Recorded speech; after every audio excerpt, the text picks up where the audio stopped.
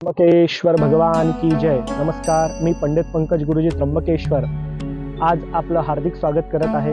आज मी आपल्याला माहिती देणार आहे की त्र्यंबकेश्वर क्षेत्रामध्ये नारायण नागबली विधीचं आयोजन आणि स्वरूप हे काय असतं। नारायण नागबली विधी हा तुमच्या कुळातील पितृदोष हा निवारण व्हावा त्याच्यासाठी केला जात असतो। तुमच्या जीवनात संतती सुख तुम्हाला लाभावं, तुमच्या जीवनात सर्व प्रकारचे कष्ट दुःख क्लेश हे नाहीशी व्हावे आणि जीवनामध्ये सुख शांती प्राप्त व्हावी म्हणून नारायण नागबली विधी ही त्र्यंबकेश्वर क्षेत्रामध्ये पूर्ण केली जात असते। नारायण नागबली विधीला 3 दिवसाचा अवधी लागतो।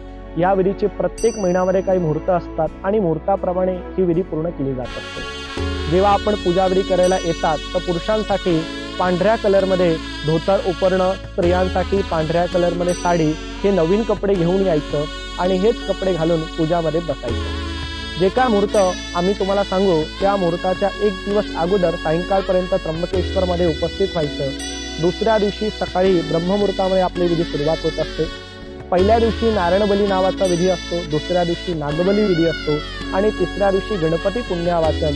अशा प्रकारे 3 दिवसामध्ये नारायण नागबली विधी हा संपूर्णतः शास्त्रोक्त पद्धतीने पूर्ण केला जात असतो।